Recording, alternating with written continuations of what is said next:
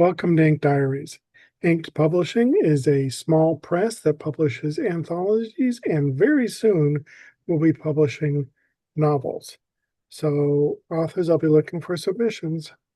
Today, we're going to interview April Balsamo. Is that how you want to be introduced? Oh, April Balsamo Davis is fine. There we go. The long And name. yes, April is both an editor and a writer, and I want to ask her a few questions. So, I saw lately on your Facebook posts and on some of your social media that you got some awards, not only for editing, but for writing as well. Was that fun? Did you have a good time with that? It was fun. I had a good time. And I think the part of it that was the most sorry, I'm on my phone here. That was the most fulfilling for me with that was that two of the authors that I edited for won awards for their books as well, which felt really good. Yeah, that's always fun to a little bit of recognition for your work because we all know that editing and writing can be a lot of work and people don't really recognize it from the outside, but those of us in the community do definitely recognize it. So, what are you presently working on editorially? Any Editorially, projects? I'm in the middle of an anthology that I'm close to the end of, which is called Cthulhu Dreams. It is a Lovecraftian style anthology of horror. So that's what I'm editing right this minute. Where are you in that process? I'm hoping to finish up today before I go to a convention upcoming for next week. So I've only got a few stories left. Then it goes back to the authors for their input, and then I'll do the final review, hopefully in the next couple of weeks. All right. All right. So that is definitely, um, one of you're doing this obviously with InkPub. And one of the aspects we go through is a lot of, um, the edits back and forth with the authors, a couple rounds and a galley. So that process can definitely take a little bit. I mean, do you expect that something that it's going to be, take a couple weeks when working with it, when working with authors? It really just depends on the author. Honestly, there are some that I think don't even read the edits, they just accept all. And then there are others that might have been a little newer to writing and they will spend a little more time. I do try to give detailed explanations when I change something that they are habitually doing. I try to explain why. I always edit using Chicago Manual of Style unless I am given a style guide by the client that's different than that. Yeah, you've done nonfiction before, and I imagine that's a little different. It is, you can use CMOS for nonfiction. Depending on what it is, it might be AP. And it's really up to the client's preference, honestly. Okay. All right. So are you in the process of writing something? I know you were in a collaboration before. Are you in the process of any Well, kind of writing projects? it's kind of a writing project. So I live in a small town with a very rich and long-lived history.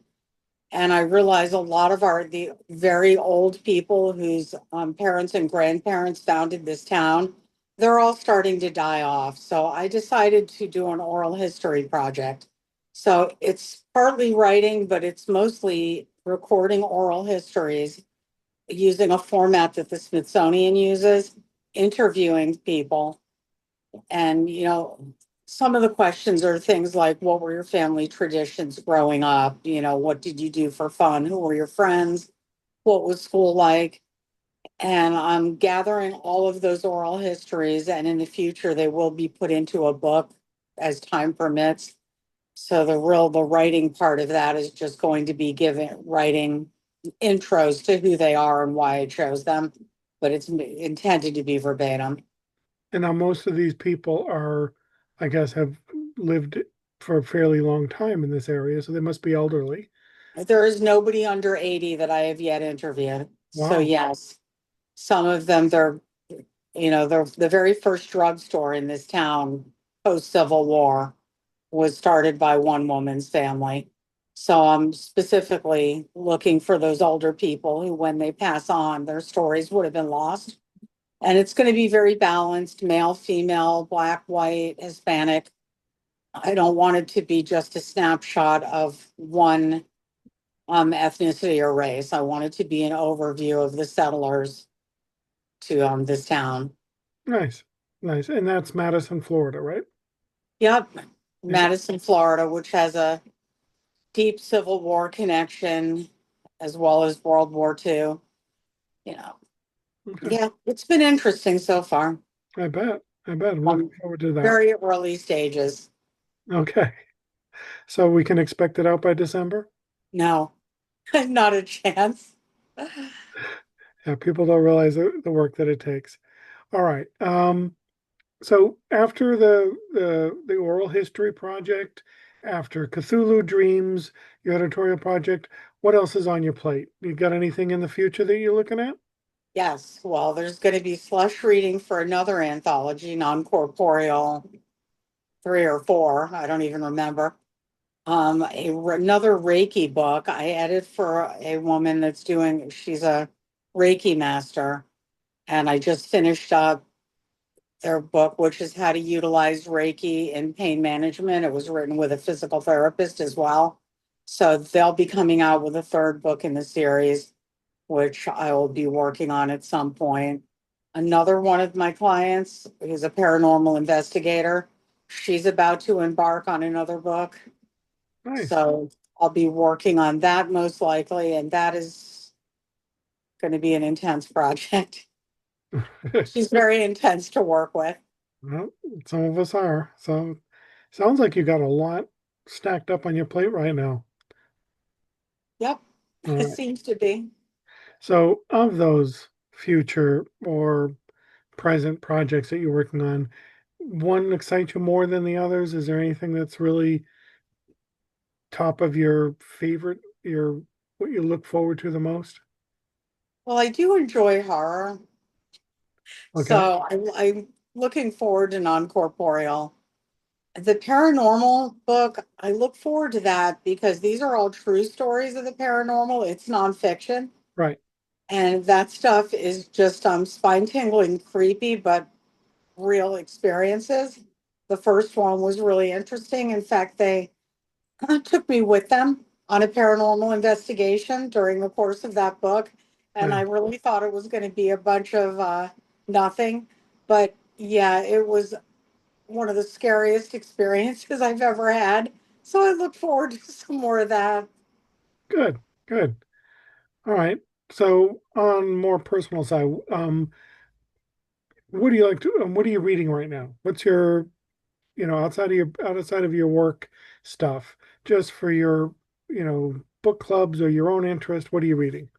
Well, I am in a book club and we are reading The Lion Women of Tehran, which I did not think I would like, but I am actually really enjoying it. It's fiction, however, it is tied to real events. It starts in like 1950s Iran and tells the story of two sisters, and I'm finding it really interesting, surprisingly so. Before that, I mean, I really, for pleasure, when I'm choosing the book on like book club, I tend to read fantasy and horror. Okay. And those are the two genres I like to edit in as well. Um, read Bury Your Gaze recently by Chuck Tingle, which is a really fascinating, horror book. I also like We Sold Our Souls by Grady Hendrix, another one I recently read. And then, of course, I do like Brandon Sanderson. Yeah. So I just finished up his new book as well. So do you enjoy Ember Dark? Isles of the Ember Dark was really good. It's the Sanderson I was looking for Excellent. because I didn't love his conclusion to the first arc of the Stormlight Archives. This was sort of to me, he's redeemed himself in my eyes. And I'm sure he's concerned about that. Yeah, he gives zero care. All right. So, of the books you've read lately, maybe over the past year or so, any recommendations for the audience? Well, if you like 1980s heavy metal like I do, read We Sold Our Souls by Grady Hendrix, because all of the 80s music references, you'll get it and you'll say, oh, yeah, that was cool. So Okay, I do like that. I also do a lot of audiobooks, okay, yeah. you know, not just reading, I do both. Yeah, well, I imagine after editing, you probably would like a little bit of eyes off for a bit here or there. So, Living in a rural community where it's a great distance by car to get anywhere, audiobooks are how I fill that time. yeah, yeah, makes sense. All right. So I know you were, gonna closing out of time here a little bit, but you mentioned a convention. Where you headed? Oh, I'm going to Dragon Con. I'm a volunteer on the high fantasy track, Okay, but I also make plenty of time for the fun things I want to do. For example, I am entered the Miss Star Trek Universe pageant again this year. nice. I will be reciting Hamlet in Klingon. Hey. I Not guess the whole thing, just, like a portion. good, good. All right. So for anyone in the audience here who is looking to find you, say for um any information, editorial stuff, where would they go? Abalsamo.com is my website. That's letter A, Balsamo.com. I edit under my maiden name typically. And I've got a Facebook page, April A Balsamo Editing. Probably have an Instagram. I don't know. I'm terrible at social media. Oh, all right. So Well, those are good. the main places. I'll put that information in the links as well once we get this Cool. posted up Thanks. to YouTube and anyone who's looking forward to it. So thank you for taking some time out for us today. I do appreciate it. Thanks, Kevin. Have a great day. Thank you. All right, this is Ink signing off. And again, please catch us over at inkpub.com or on our Facebook page, or um, we do a little bit of TikTok, Instagram, and all that other social media as well. But those are our main places. And like I said, we are breaking out real soon with we're going to be publishing novels. So authors get those submissions ready. Thank you. Bye. Bye.